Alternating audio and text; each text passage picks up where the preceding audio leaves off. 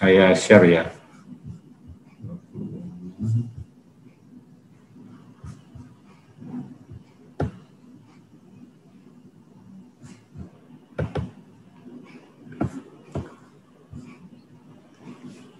Oke, kelihatan ya? Terlihat, Pak. Ya.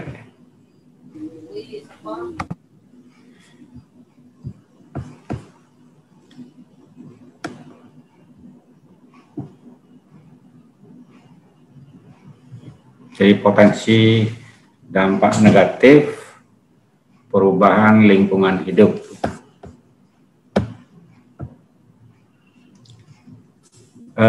Kita ambil metodenya adalah metode analisis metabolisme kegiatan ya. Analisis metode analisis kegiatan. Jadi kegiatan apa? Misalnya kegiatan industri atau kegiatan rumah tangga, kegiatan katakanlah kalau pembangunan gedung perkantoran dan lain sebagainya. Nah, kita ambil contoh analisis potensi dampak kegiatan permukiman terhadap lingkungan hidup. Nah, analisis ini kalau kegiatan permukiman biasanya itu tidak merupakan AMDAL, tapi kalau permukimannya itu luasannya lebih dari 100 hektar, maka itu jatuhnya harus AMDAL. Ya.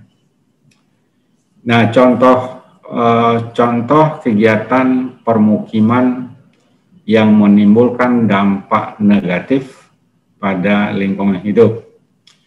Nah, metode yang kita gunakan atau cara menganalisisnya menggunakan analisis metabolisme kegiatan. Nah, kalau di permukiman berarti ya metabolisme permukiman. Dan bahwa kegiatan pokok yang ada di lingkungan permukiman itu ada 4, yaitu input, kemudian proses, ketiga adalah output produk, yang keempat adalah entropi.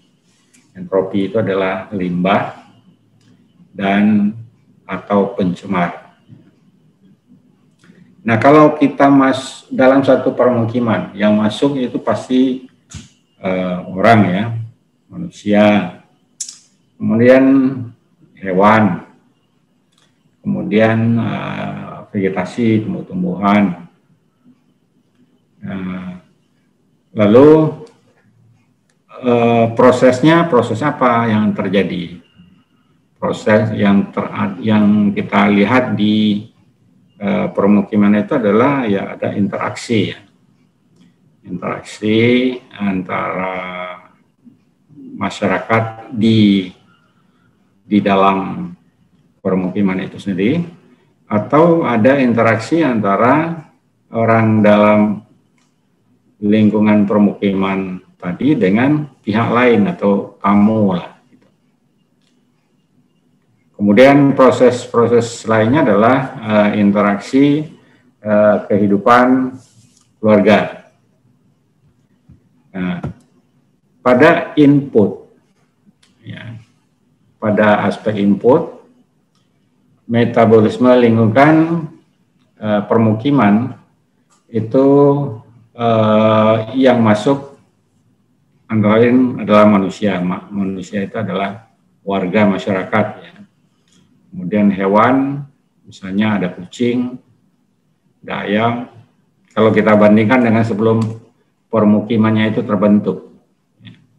Kalau sebelum permukiman terbentuk, ya beda dengan yang apabila sudah ada permukiman. Kemudian selain hewan, ya tumbuh-tumbuhan berupa tanaman. Mungkin ada yang bawa pohon, ada yang bawa pohon jeruk, atau ada yang bawa berbagai jenis tanaman hias. Kemudian ada makanan yang masuk ke dalam perumahan kompleks permukiman tersebut. Makanan yang dijual oleh pedagang atau yang dibawa oleh masyarakat pemukiman itu sendiri dari luar ke dalam. Tidak ada makanan yang masuk situ, sayur mayur. Kemudian ya ada daging, ada ayam barangkali dan sebagainya, atau termasuk lauk atau ikan. Kemudian ada juga teknologi transporter atau kendaraan. Ada yang pakai sepeda, ada yang bawa masuk sepeda motor, ada mobil. Kemudian segala jenis pembungkus makanan dan minuman. Kemudian juga cairan deterjen. Nah, ini yang dipakai oleh kita di permukiman. Ada sabun mandi. Kalau kita misalnya pada waktu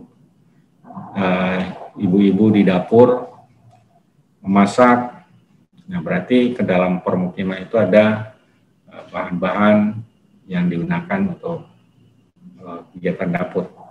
Ya termasuk itu minyak goreng dan lain sebagainya. Sabun cuci, sabun mandi. Nah, kesemua material yang terdapat dalam lingkungan permukiman tersebut merupakan input untuk kemudian diproses, ya, untuk diproses dan terjadilah interaksi di dalam proses tadi yang diistilahkan sebagai metabolisme, ya, metabolisme kegiatan. Kemudian ada proses-proses apa yang terjadi dalam suatu permukiman. Nah, pada proses-proses kegiatan yang berlangsung dalam lingkungan permukiman masyarakat, dapat kita saksikan adanya aktivitas dan proses-proses yang berlangsung, antara lain misalnya kegiatan masyarakat atau kegiatan manusia, atau ada juga kegiatan hewan peliharaan, ya, dan tumbuh-tumbuhan yang dapat menimbulkan entropi. Proses apa yang jadi semua proses itu akan menimbulkan entropi. Nah, proses misalnya tumbuh-tumbuhan apa entropinya? Entropinya adalah daun, ya. Daun yang rontok adalah entropi atau sampah. Kemudian hewan peliharaan, apa entropinya? Kalau misalnya anjing menggonggong, nah entropinya apa? Gangguan rasa takut. Ya. Kemudian kalau misalnya hewan anjing tadi ada kotorannya, nah, itu adalah entropi. Nah, termasuk kita, jadi masyarakat, kita mandi itu ada entropinya. Apa entropinya kalau kita saat mandi?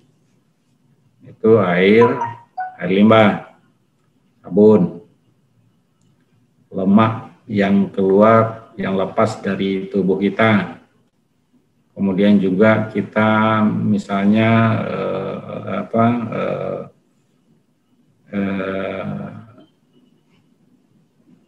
kencing, ya, BAB.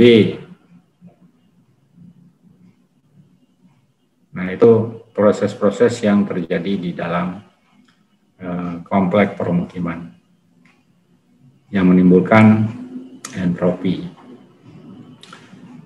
Kemudian material input yang masuk ke dalam lingkungan permukiman itu nantinya akan diproses, misalnya material yang masuk ke dapur seperti beras, sayur mayur, daging, tempe, tahu, dan lain sebagainya. Itu dimasak yang nantinya akan menghasilkan masakan yang dapat dimakan. Nah, sementara itu material seperti sabun akan digunakan sebagai bahan untuk mencuci. Nah, dari proses-proses tersebut nantinya akan menghasilkan produk output dan produk samping, produk sampingan. Produk sampingan itu berupa limbah dan polutan. Nah, sekarang kita lihat output produknya.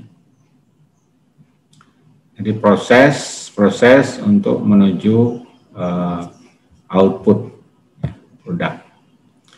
Kita lihat output produk. Ya, masuk aja.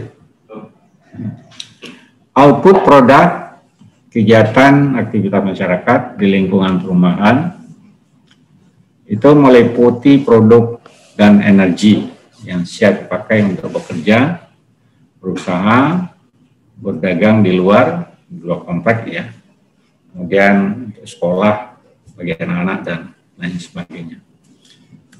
Sebentar saya interupsi sebentar ya.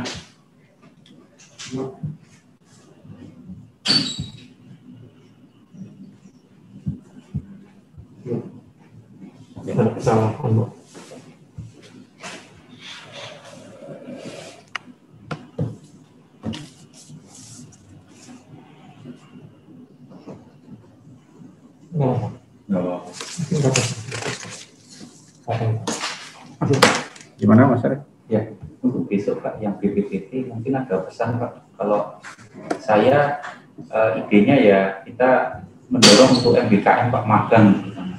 Kalau yang sudah ada ya tinggal diteruskan saja. Ya. Terus ininya nanti saya diberikan catatannya, catatan kecil aja. Iya. Ya. Tahun lalu poin-poin kerjasamanya ini yang terlaksana. Ya. Ini dalam bentuk ini. Ya mungkin pimpinan yang lama dengan yang sekarang apa masih yang sama? Kurang tahu saya Pak. Kurang tahu ya. Biasanya kan itu 4 tahun. Ini udah berapa tahun? Kurang tahu juga Pak. Kurang tahu juga. Saya ini memang tapi dokumennya ada. Dokumen apa? Dokumen yang lama. Kalau selalu ada Pak, tapi kalau sebelum-sebelumnya saya nggak ada ya. Kurang tahu. Karena ada mahasiswa itu beberapa gitu Pak, angkatan 2015, 2016 ya ada 4 lah dari teknik mesin. Kalau dari prodi lain mungkin juga ada Pak ya, tapi saya nggak tahu. Itu mengerjakan skripsi di BPPT dan itu tidak tercatat sebagai kerjasama. Padahal kita punya MOU. Gitu. Jadi ya nggak apa-apa. Jadi yang lama itu poin-poinnya apa. Nah kemudian yang kita harapkan ke depannya itu adalah fokusnya adalah MBKM. Ya, magang. Nah, magang sesuai dengan kompetensi teknik, ya, teknik mesin. Nah, nanti urutan-urutanannya mereka ya yang ngatur ya. Hostnya? Ya dari sana. Hostnya dari sana. Jadi masing-masing memaparkan ya. Kalau saya memaparkannya nanti dari rektorat. Nanti saya yang nyiapkan. Oh, jadi yang memaparkan Bu Rektor. Warekti. Oh, jadi udah sampaikan ke Warekti. Nah, saya belum selesai materinya Pak. Ya, nanti saya dikirim. Ya. Oke, makasih. Jadi sekarangnya saya langsung bergerak ke menurut aku karena ada pengadaan. Oke. Nah, ya Pak. Oke, terima kasih. Assalamualaikum. Waalaikumsalam.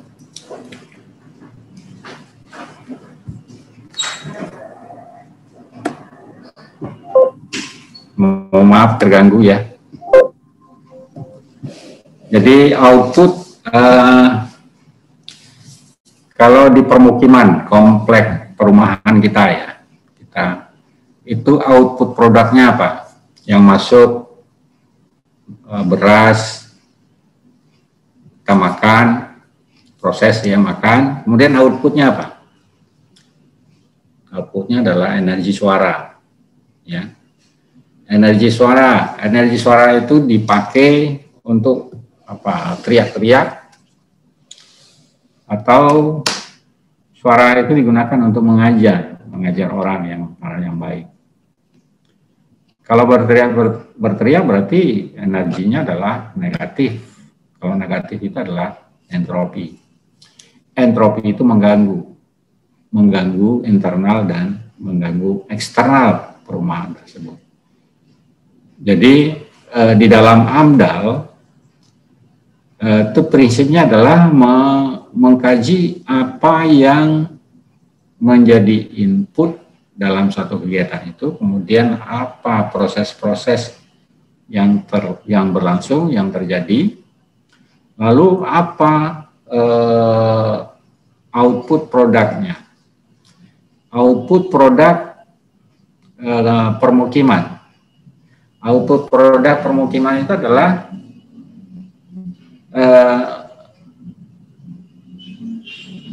kita keluar dari komplek perumahan mewah, gitu. Atau kita keluar dari komplek perumahan kumuh. Nah, itu adalah produknya.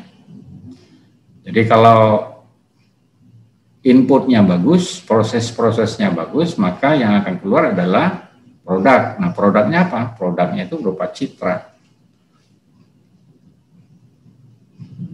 Oh, kita tinggalnya di Pondok Indah. Oh, kita tinggalnya di daerah elit Cinere, Mama.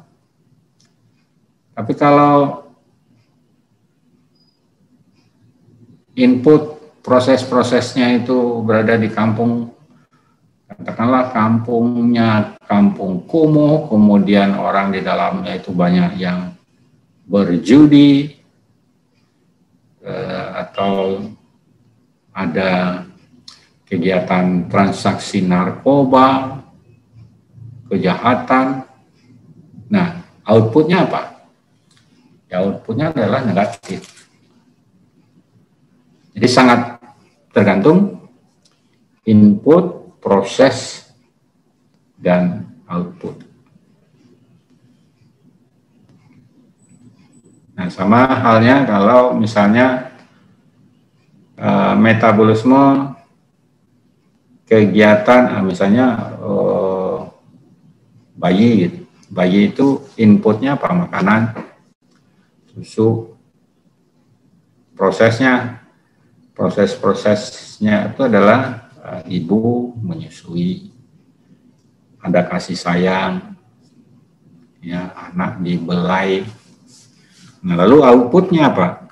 Outputnya adalah bayi atau manusia yang berkualitas karena proses-prosesnya proses baik. Nah, jadi kalau kita mengkaji atau menganalisis mengenai dampak lingkungan, maka kita harus lihat apa inputnya, apa proses yang terjadi, kemudian apa output produknya. Nah, di samping output produk, apa yang menjadi byproduct. Nah, byproduct itu adalah ya material useless, energy loss. Seperti kegiatan pembangunan gedung Fakultas Kedokteran di Limo. Apa outputnya? Outputnya adalah gedung megah. Selain gedung megah, apa produk? Nah, bisa dimanfaatkan untuk kegiatan belajar, kegiatan penelitian, kegiatan abdimash. Nah, lalu apa byproduct-nya? Byproduct itu adalah limbah. limbah selama proses pembangunan. Nah, kalau membangun gedung di Limo sekarang, apa pencemaran pada saat pembangunan yang akan mengganggu lingkungan? Ada pekerja, ya, pekerja mondar-mandir, itu akan menimbulkan kecemburuan bagi masyarakat sekitar yang kebagian pekerja. Atau dampak positifnya apa? Dampak positifnya misalnya para pekerjanya itu bisa beli makanan di sekitar Limo. Nah, itu pada saat proses pembangunan. Nah, pada saat proses pembangunan lainnya adalah mungkin ada palu bising, ya. Nah, bising itu adalah output dari processing itu sendiri, bising. Kemudian debu. Nah, itu adalah polutan. Debu, bising, kemudian ada getaran. Nah, yang semuanya ini harus dikelola. Produk sampingnya berupa entropi, wujud material useless, material useless dan energy loss. Ini akan menimbulkan dampak terhadap lingkungan. Nah, dampaknya itu adalah dampak fisik, kimia, biologi, dampak sosial, ekonomi dan budaya, dan kesehatan masyarakat serta kesehatan lingkungan.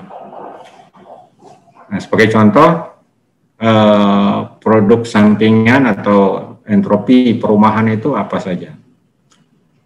Dalam bentuk fisik.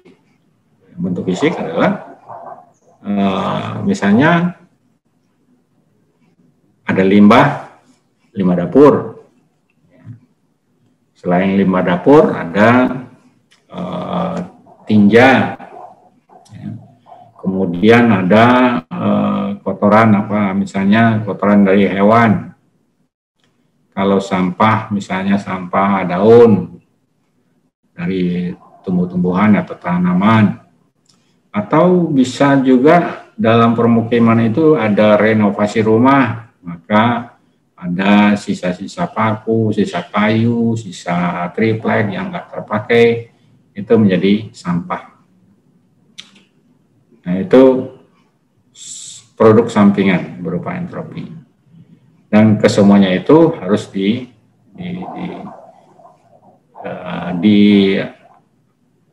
dilakukan pengelolaan supaya ada dampak negatifnya tidak lebih besar. Nah, perlu kita ketahui apa jenis entropi yang ada di kegiatan permukiman. Entropi berupa materi limbah yang ditimbulkan oleh kegiatan masyarakat permukiman antara lain adalah sampah, bisa sampah yang muncul dari rumah itu sendiri, atau sampah yang sengaja dibawa dari luar. Nah, sampah yang dibawa dari luar itu misalnya penduduknya membeli belanja, kemudian bawa bungkus plastik, jadi sampahnya dibawa dari luar ke dalam. Nah, sampah yang dari dalam adalah sampah yang hasil yang ditimbulkan oleh kegiatan itu sendiri. Misalnya ada orang membangun rumah atau renovasi rumah di permukiman itu. Nah, muncullah sisa batu, sisa cat, atau sisa paku, atau kayu bekas diganti. Itu adalah timbulan sampah. Kemudian ada air limbah mandi, bor wudhu, air limbah mencuci piring, cuci pakaian, mencuci atau membersihkan perabotan lainnya. Kemudian asap dan pencemar lainnya. Itu adalah entropi berupa material. Kemudian entropi berupa energy loss atau polutan yang ditimbulkan oleh masyarakat permukiman. Pertama adalah panas. Kita lihat aja kalau orang semakin banyak kan makin panas ya. Kemudian bising, bau, radiasi, getaran. Jadi entropi ini berupa energy loss ya, atau polutan. Kelima-limanya ini harus dikaji dalam AMDAL.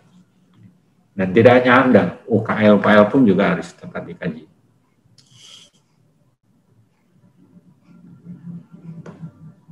Kemudian entropi sosial. Entropi sosial itu bisa berupa premanisme. Jadi ada preman yang muncul di dalam komplek rumah itu.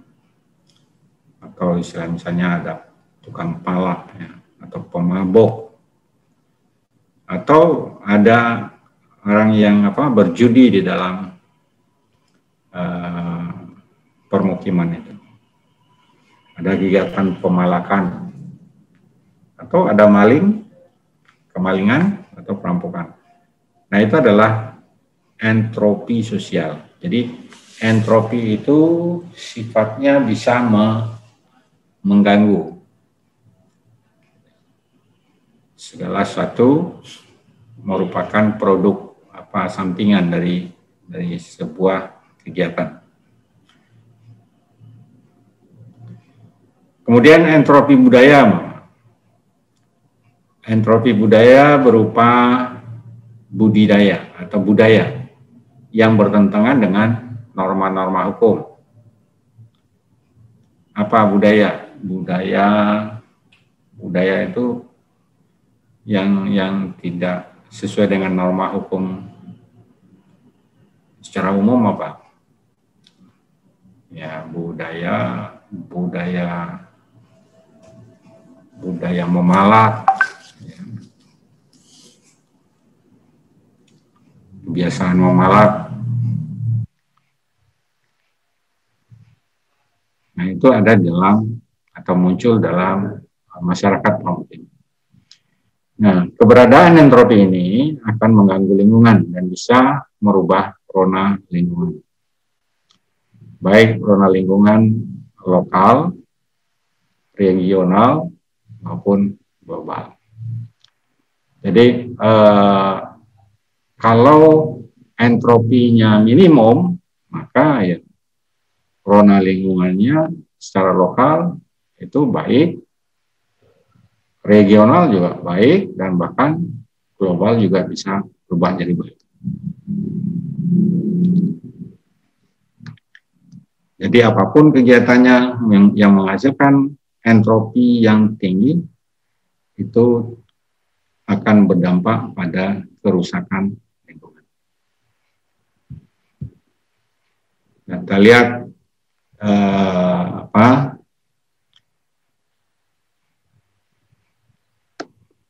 gambar proses kegiatan yang berlangsung di permukiman. Jadi inputnya ada materi, energi, makanan, minuman, ya, ada pendidikan, karena ada anak-anak yang disekolahkan. Kemudian pada saat processing itu terjadi interaksi, ada komunikasi, ada saling ketergantungan, ada diversifikasi, kemudian harmonisasi, utility, sustainability. Lalu setiap proses tadi menimbulkan entropi. Entropinya itu berupa limbah, baik cair, padat, maupun gas. kemudian entropi dalam bentuk polutan, entropi dalam bentuk perilaku mabuk, ya, mabuk-mabukan, premanisme, atau misalnya banyak di situ PSK. Ya. Nah, itu adalah entropi. Termasuk orang yang bergunjing, di situ banyak orang bergunjing, nah itu adalah entropi. Dan entropi itu mengganggu lingkungan. Jadi entropi itu bisa dalam bentuk materi tadi limbah. Kalau energi, ya, tadi ada panas,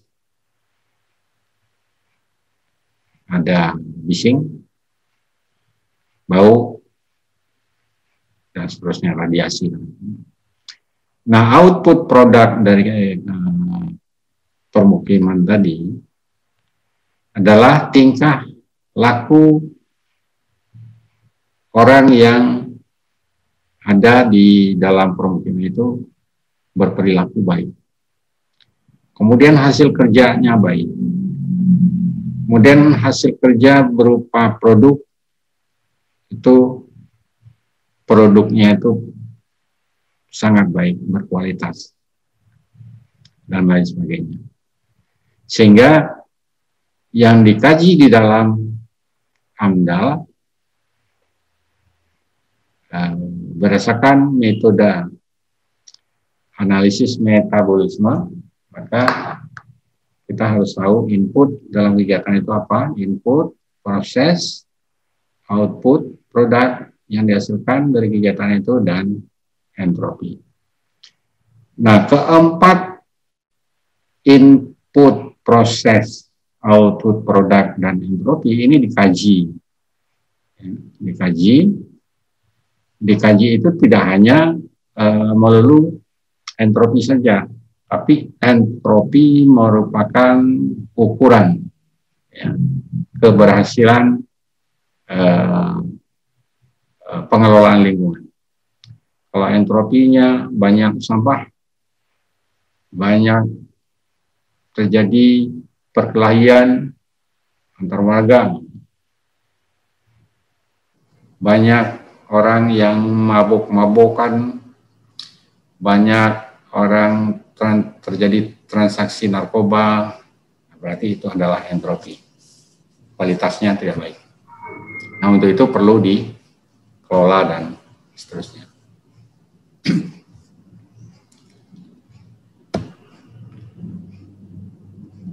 Nah, kegiatan berlangsung di lingkungan perumahan itu ada proses metabolisme fisik, metabolisme secara kimia di lingkungan perumahan. Kemudian ada metabolisme sosial, ada metabolisme ekonomi, ada metabolisme budaya. Kemudian ada produknya itu produk entropi fisik kimia, produk entropi sosial budaya. Kemudian ada jenis dan jumlah material input, kemudian jenis dan jumlah energi input, dan jenis kegiatan proses-proses yang berlangsung.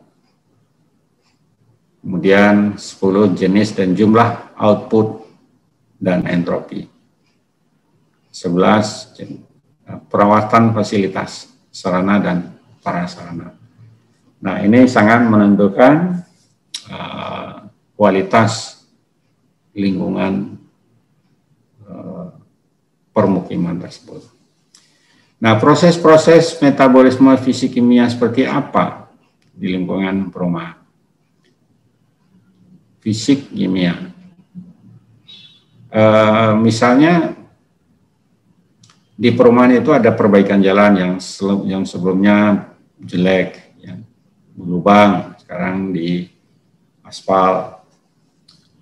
Itu adalah proses-proses fisik. Nah, bagaimana dengan proses-proses kimia? Proses-proses kimia, contohnya adalah misalnya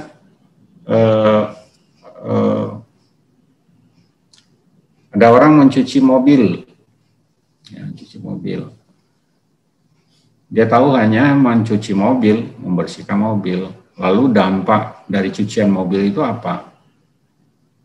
Di situ ada karat, ada asam, itu hanyut masuk ke dalam saluran. Nah, di saluran tadi ada hewan, Pak. Berpindah dia ke hewan tadi. Kemudian hewan tadi bisa teracuni, atau hewan tadi memakan tanaman tertentu sehingga berpindah.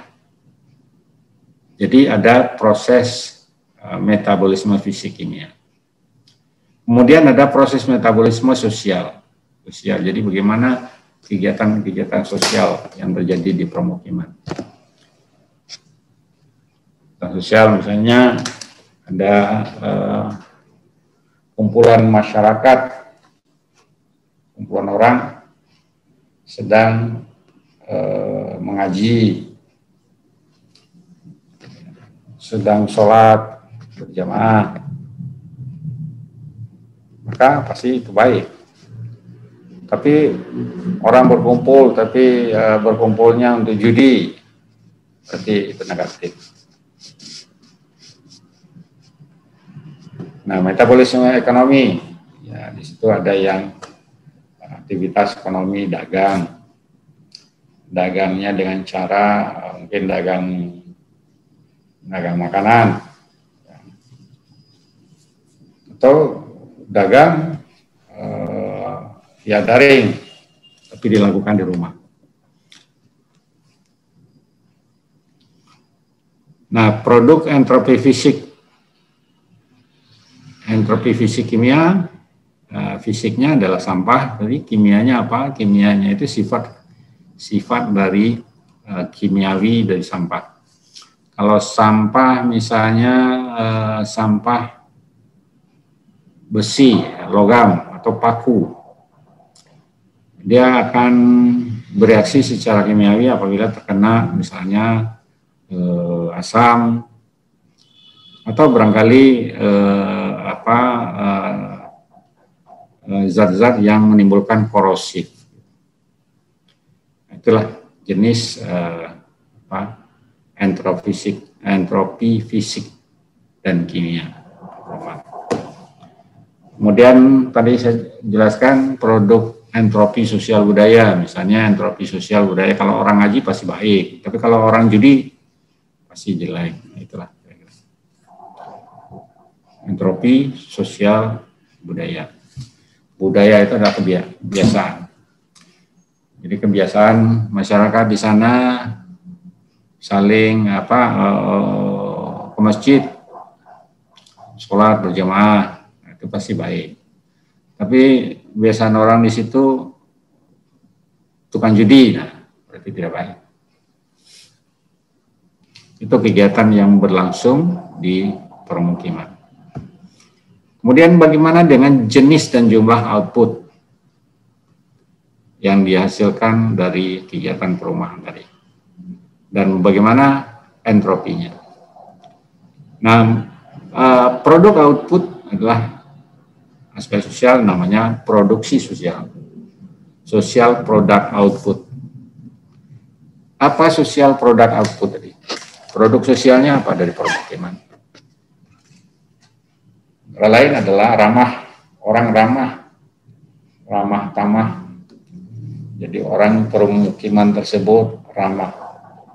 Tapi kalau suatu permukiman itu orangnya preman semua, ya yang keluar adalah aspek sosialnya preman juga. Nah, produksi ekonomi atau economical product output.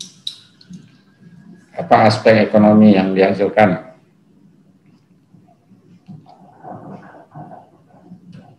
Yang ditimbulkan dari kegiatan permukiman tersebut. Kemudian produksi budaya atau cultural product output. Budaya itu adalah kebiasaan-kebiasaan. Apakah kebiasaan jelek yang dihasilkan atau kebiasaan baik? Nah, kalau kebiasaan baik bagus. Kebiasaan jelek, nah itu yang harus dicegah. Kemudian entropi dalam bentuk limbah padat, limbah sampah, kemudian dalam bentuk limbah cair, entropi dalam bentuk limbah gas, entropi dalam bentuk limbah polutan. Limbah polutan itu adalah yang akan mengganggu udara nanti. Limbah tapi mengganggu udara. Apa limbah yang mengganggu udara? Contohnya adalah bau. Limbah misalnya ada tikus mati aja. Tikus mati itu kan limbah. Tikus mati adalah limbah. Polutannya apa? Bau. Bau busuk. Lalu entropi dalam bentuk gangguan sosial, ekonomi, budaya atau masalah Kamtibnas. Jadi entropi dalam bentuk gangguan sosial, ekonomi, budaya itu disebut masalah Kamtibnas. Jadi masalah Kamtibnas adalah entropi kegiatan permukiman.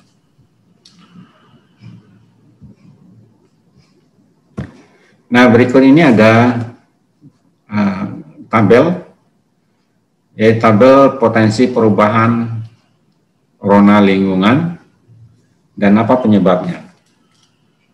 Jadi kalau kita lihat dari kegiatan tahap operasional permukiman, pertama ada metabolisme fisik kimia. Fisik kimia di lingkungan perumahan. Nah, potensi perubahan rona lingkungan itu adalah satu, peningkatan kualitas limbah padat. Jadi kuantitas limbah padat. Jadi jumlah limbah padat terjadi peningkatan. Kemudian terjadi penurunan kualitas sanitasi lingkungan. Yang kedua, peningkatan kuantitas limbah cair. Dan berakibat penurunan kualitas sanitasi dan kesehatan lingkungan. Yang ketiga, peningkatan kuantitas polutan, udara atau gas pencemar, atau disebut dengan emisi, dan ambien, serta penurunan kualitas sanitasi dan kesehatan masyarakat. Kemudian kegiatan yang kedua, yaitu kegiatan proses metabolisme sosial yang terjadi di lingkungan perumahan. Maka potensi perubahan rona lingkungan adalah peningkatan entropi dalam bentuk friksi atau gesekan atau konflik sosial. Jadi entropi sosial yang ada di lingkungan masyarakat permukiman itu adalah friksi atau konflik. Konflik sosial di dalam, bisa saja di dalam keluarga atau bisa di antara tetangga atau bahkan konflik antar kampung, antar RW, antar RT dan sebagainya. Yang akhirnya adalah berujung pada gangguan keamanan dan ketertiban masyarakat. Kemudian yang kedua, metabolisme sosial tadi, kegiatan metabolisme sosial, yaitu peningkatan entropi dalam bentuk friksi, konflik, ya. Konflik sosial dengan para tetangga, ya, yang berujung pada Kamtibnas, gangguan pada Kamtibnas. Selanjutnya yang ketiga, peningkatan entropi dalam bentuk friksi atau konflik sosial dengan warga lainnya yang dapat berujung pada gangguan keamanan ketertiban masyarakat. Dan yang keempat, peningkatan entropi dalam bentuk friksi ataupun konflik sosial antar kampung yang juga berujung pada gangguan keamanan ketertiban masyarakat. Nah, yang ketiga kita lihat tadi metabolisme ekonomi. apa potensi perubahan rona lingkungan? Yaitu peningkatan entropi dalam bentuk friksi atau konflik berupa kerugian ekonomi, ya, yang terjadi dalam keluarga, ya, dalam rumah, yang dapat berlanjut pada gangguan Kamtibmas. Kemudian yang kedua, peningkatan entropi dalam bentuk friksi atau konflik berupa kerugian secara ekonomi yang dapat terjadi dengan tetangga, yang juga dapat berujung pada gangguan Kamtibmas.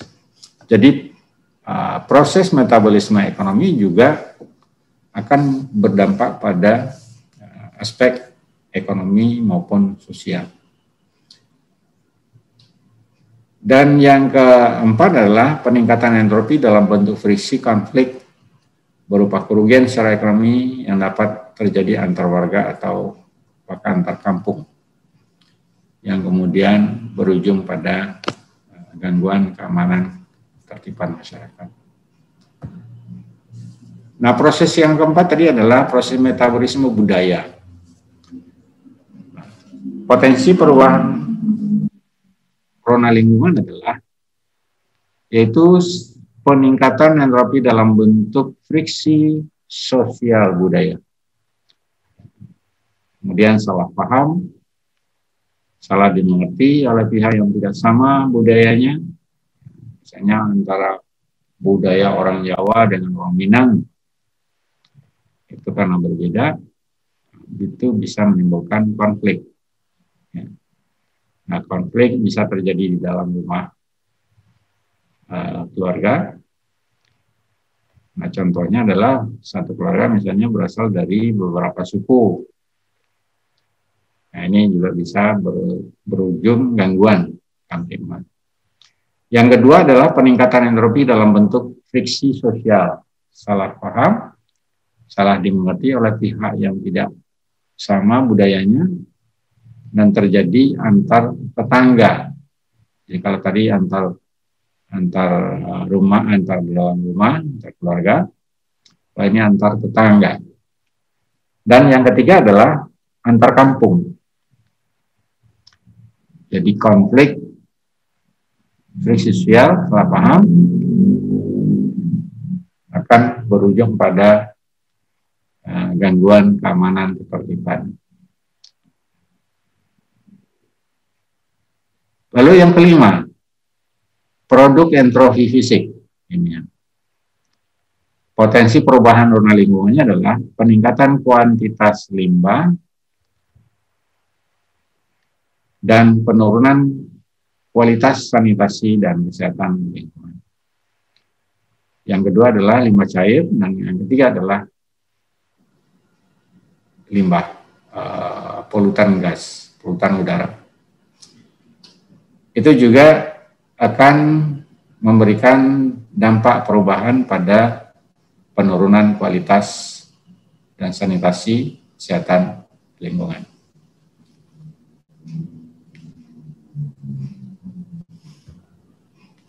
Kemudian yang keenam, produk entropi sosial budaya. Jadi konflik sosial di dalam rumah atau dalam keluarga. Yang kedua, konflik sosial antar para tetangga. Kemudian konflik sosial antara warga dengan warga lain. Kemudian konflik sosial antar kampung. Lalu jenis dan jumlah material input. Jenis dan jumlah material input ini akan berpotensi merubah rona lingkungan, yaitu peningkatan kuantitas limbah padat dan penurunan kualitas sanitasi lingkungan. Yang kedua, peningkatan limbah cair. Jadi kalau inputnya bertambah, pasti entropinya juga bertambah. Nah, sangat tergantung limbah padat atau limbah cair. Kemudian yang ketiga adalah peningkatan kuantitas polutan udara, gas pencemar, emisi, dan ambien, serta penurunan kualitas sanitasi lingkungan. Kemudian yang ke-8 adalah jenis dan jumlah energi yang digunakan sebagai input di perumahan. Itu akan berpotensi merubah warna lingkungan, yaitu peningkatan kuantitas dan kualitas polutan udara, pencemar udara, emisi, dan ambien, serta penurunan kualitas sanitasi kesehatan lingkungan.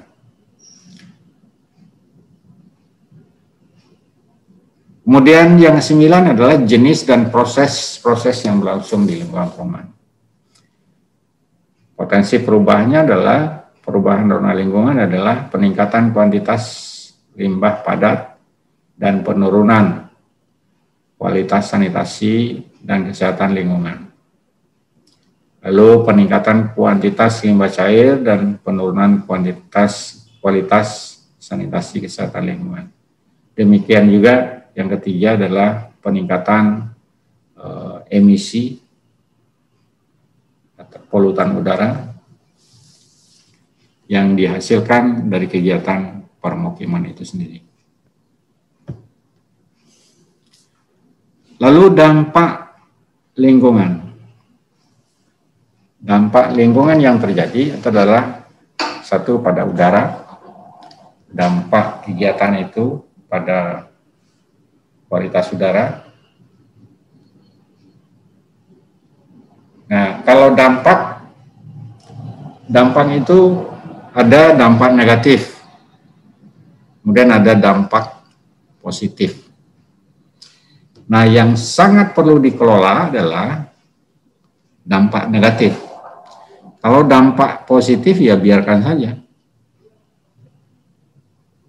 Karena tugas kita dalam mengelola lingkungan itu adalah meminimumkan dampak negatif.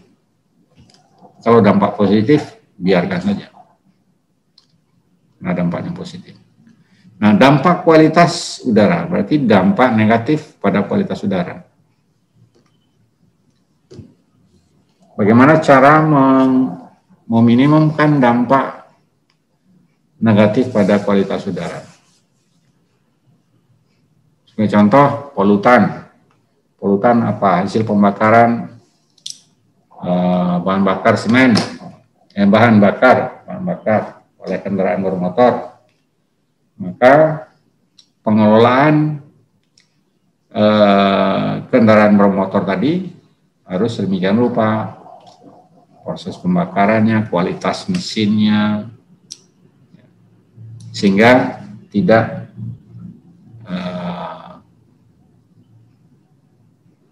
mengganggu lingkungan. Nah, tidak mengganggu lingkungan itu adalah batasnya adalah baku mutu. Bagaimana mengendalikan kualitas udara sesuai dengan baku mutu. Baku mutu lingkungan yang di setempat. Kemudian yang kedua dampak intensitas kebisingan. Jadi ada kebisingan yang ditimbulkan dari kegiatan permukiman. Dampak timbulnya limbah cair. Dampak timbulnya limpasan air hujan atau genangan atau banjir. Kelima, dampak pada kualitas dan kuantitas air tanah. Jadi semakin banyak rumah ya kualitas air tanah, kuantitas air tanah juga akan menurun. Dampak timbulnya limbah padat, pasti semakin banyak orang, semakin banyak kegiatan itu limbah itu akan semakin banyak. Kemudian dampak pada estetika lingkungan dan sanitasi lingkungan. Dan ke-8 adalah dampak pada aspek keamanan, ketertiban masyarakat atau Kamtibmas. Nah, perlu diketahui bahwa dampak negatif entropi dari hasil metabolisme permukiman diantaranya adalah dampak fisik kimia. Dampak fisik kimia antara lain adalah sampah, asap, limbah padat, limbah cairan deterjen, minyak kotoran, minyak, lalu kotoran, kemudian ada bising, ada getaran, ada panas yang dilepas ke lingkungan. Itu dampak fisik kimia. Dampak biologi antara lain adalah berkembang biaknya lalat, berkembang biaknya bakteri, jamur, atau mikroorganisme patogen yang dapat mempengaruhi kualitas kehidupan biologi. Kemudian dampak sosial ekonomi budaya. Pertama adalah pengelolaan sampah yang kurang baik, itu akan membentuk lingkungan yang kurang baik, kurang menyenangkan bagi masyarakat. Bau yang tak sedap dan pemandangan yang buruk karena sampah bertebaran di mana-mana, tidak terkelola. Kemudian yang kedua, memberikan dampak negatif terhadap kegiatan kepariwisataan. Pengelolaan sampah yang tidak memadai dapat menyebabkan rendahnya tingkat kesehatan masyarakat. Kemudian aspek penting dalam hal ini adalah meningkatnya biaya secara langsung untuk mengobati orang yang sakit dan biaya secara tidak langsung pada penurunan atau penghasilan atau pendapatan akibat tidak masuk kerja karena sakit dan atau rendahnya produktivitas. Kemudian pembuangan sampah padat ke badan air itu dapat menyebabkan banjir dan akan memberikan dampak bagi fasilitas pelayanan umum seperti jalan, jembatan, drainase, dan sebagainya. Nah, infrastruktur lain dapat juga dipengaruhi oleh pengelolaan sampah yang tidak memadai, seperti tingginya biaya yang diperlukan untuk pengolahan air. Nah, jika sarana penampungan sampah yang kurang baik atau tidak efisien, maka orang akan cenderung membuang sampah di jalan. Kita lihat orang yang suka buang sampah di jalan, datang dari rumahnya dia, begitu berangkat kerja, dia bungkus sampahnya dengan plastik, sampai di jalan dia buang. Kenapa banyak orang buang sampah di jalan? Karena di permukimannya dia pengelolaan sampah itu nggak bagus gitu. Atau barangkali orang yang tinggal di situ tidak mau bayar iuran pengelolaan sampah, sehingga dia lebih senang bikin orang lain susah gitu. Jadi buang sampah dia ke lingkungan. Dan itu adalah bagian dari akibat proses metabolisme sosial yang ada di lingkungan. Jadi metabolisme sosialnya buruk, masih sifat orang yang keluar dari situ itu juga buruk, terlihat dari perilaku orang buang sampah di jalan. Dia bawa dari rumahnya karena nggak ada pengelolaan sampah, tempat sampah nggak ada, dia buang di jalan. Naik motor dilempar aja di sembarang tempat. Kemudian dampak kesehatan masyarakat. Bagaimana dampak negatif terhadap kesehatan masyarakat itu bisa terjadi? Yaitu limbah yang tidak dikelola dengan baik itu akan mempengaruhi derajat kesehatan masyarakat. Hal ini dipengaruhi karena lingkungan yang memburuk sehingga kuman-kuman penyakit akan mudah berkembang dan mengakibatkan masyarakat yang tinggal di permukiman tersebut rentan terjangkit penyakit. Kemudian dampak pada kesehatan lingkungan itu bisa terjadi antara lain cairan atau rembesan sampah atau yang kita sebut dengan air lindi. Nah, air lindi ini masuk ke dalam sistem drainase atau sungai, sehingga dapat mencemari sumber air bersih. Kemudian berbagai organisme fitoplankton, bentos, zooplankton, nah, termasuk ikan, itu dapat mati, sehingga beberapa jenis spesies organisme perairan akan lenyap. Jadi hal ini dapat mengakibatkan berubahnya ekosistem perairan biologis. Apa contohnya? Berbagai dampak yang terjadi pada fitoplankton, bentos, zooplankton, ya, yang bisa mati akibat limbah yang tidak terkelola dengan baik. Contohnya adalah limbah misalnya baterai saja. Kita kadang-kala beli baterai, tidak tahu kapan baterai itu akan dibuang. Tapi ternyata baterai itu pasti dibuang. Sampai dibuangnya di mana, kita kadang-kadang kurang nggak tahu. Baterai itu berisi berbagai jenis logam berat. Apabila ada hujan, dia akan luntur. Lunturnya dari masuk dalam air, masuk ke tanah, dan dia sifatnya mematikan.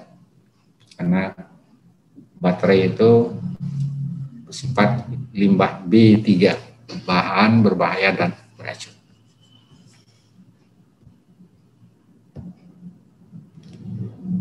Demikian kuliah kita hari ini. Jadi analisis dampak lingkungan hidup menggunakan metode metabolisme kegiatan. Jadi potensi-potensi dampak apa saja yang bakal terjadi pada suatu lingkungan yang akan kita kaji. Silakan, barangkali ada yang ingin bertanya?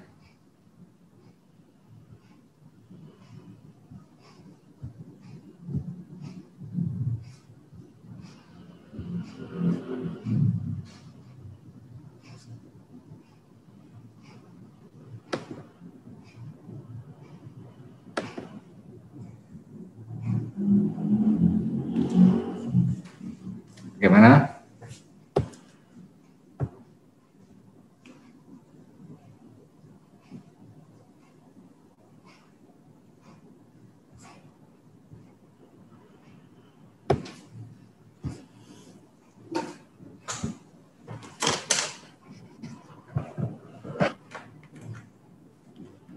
Silakan kalau ada yang mau bertanya. Kalau nggak ada pertanyaan, berarti ya kita selesai. Silakan, apa saja. Oh ya, terkait dengan ujian barangkali. Apa saja.